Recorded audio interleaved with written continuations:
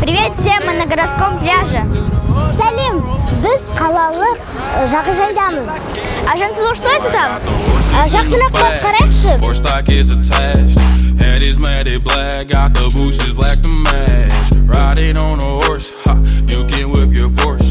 Покорми золотую рыбку пластиковой бутылкой. Я видела такое в интернете, и теперь у нас есть тоже такое. Осы балық құрылғы туралы бізге кім айтып берер екен? Сәлеметсіз бе, Гүлмира? Сіз осы балық құрылғыға қатысыңыз бар сияқты, осы балық құрылғы туралы айтып беріңізші. Сәлеметсіз қыздар. Наша организация, Ассоциация практикующих экологов, занимается улучшением качества и охраны окружающей среды. В том числе мы занимаемся пропагандой раздельного сбора мусора. Данная инсталляция необходима для сбора пластиковых бутылок на территории городского пляжа. А откуда возникла эта идея?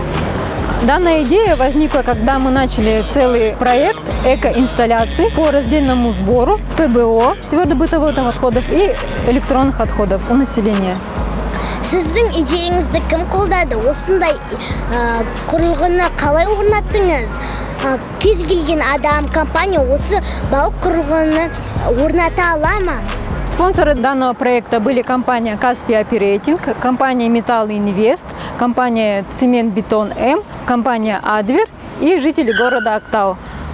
Также мы хотим запустить целый ряд проектов, эко-инсталляций, где может принять участие любой житель города Актау или предприниматель. Спасибо вам за полезную информацию. Удачи вам. Гүлмира апа, сізге игі ісіңіз үшін рахмет, сізге сәттілік тілейміз. Рахмет, қыздар.